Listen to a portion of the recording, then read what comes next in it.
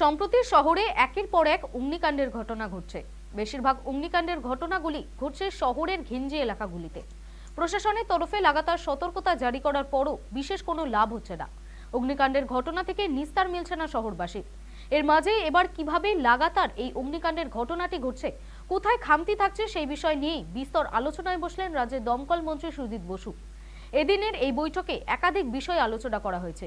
কোথাও আগুন লাগার পর সেই ঘটনাস্থলে ট্রাফিক বা অন্য কারণে দমকলের ইঞ্জিন পৌঁছাতে যেন কোনো রকম দেরি না হয় সেই বিষয়টি নিয়ে আলোচনা হয়েছে। এছাড়াও এদিন কোথাও অগ্নিকাণ্ডের ঘটনা ঘটলে দ্রুততার সঙ্গে তা কিভাবে নিয়ন্ত্রণে আনা যাবে সেই সংক্রান্ত বিভিন্ন আলোচনা ও পরিকল্পনাও গ্রহণ করা হয়েছে বলে খবর। এদিন নিউ টাউনের দমকল দপ্তরের মন্ত্রী সুজিত বসুর সঙ্গে এই বৈঠকে উপস্থিত ছিলেন কলকাতা, বিধাননগর, হাওড়া ও ব্যারাকপুরের পুলিশ কমিশনাররা। এছাড়াও ছিলেন ডিজি ফায়ার, প্রিন্সিপাল সেক্রেটারি সহ দমকলের অন্যান্য উচ্চপদস্থ আধিকারিকেরা।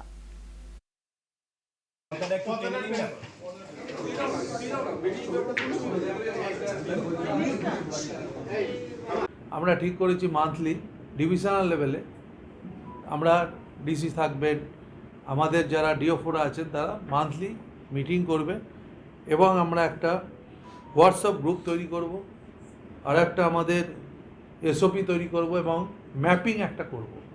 ম্যাপিংটা হলে কি সুবিধা আমাদের হবে, আমাদের যে বস্তিগুলো কোথায় কি আছে ম্যাপিং, এবং তার সাথে সাথে অডিট। আমরা অডিট এই শব্দটা বলছি না, আমরা অ্যাওয়ারনেস বলছি।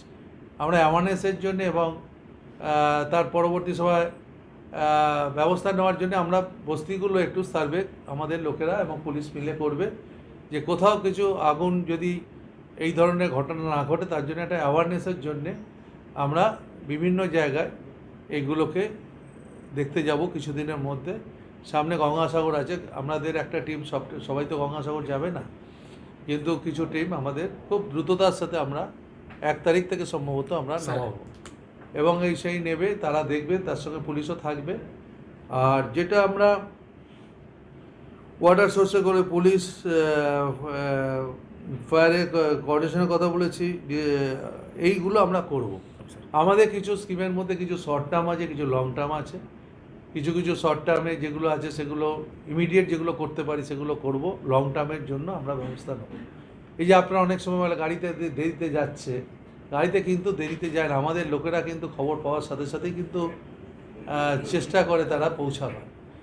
তারা কিন্তু জীবন বাজি রেখে তারা আগুন নেবায়। এবং আপনারা জানেন আমাদের লোকেরা ফেয়ারলি প্লেসের ওখানে ওই রেলে যখন আগুন হয়েছিল, 6টা লোক তাড়াতাড়ি করবার জন্য 6টা লোক ওই লিফটে উঠে পড়েছিল বলে 6টা লোক আমার মারা গেছিল।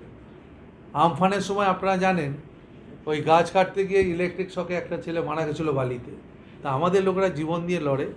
ওরা একটু মানসিকভাবে উৎসাহিত হতে পারে যদি বারবার আপনারা নেগেটিভ কিছু কথা বলেন। আমি বলি পজিটিভটা আপনাদের বলতে হবে, একটু পজিটিভ কথা যদি না বলেন তাহলে এরাও কী করে, এরাও তো একটা এনকারেজ এদেরও তো করতে হবে আমাদের।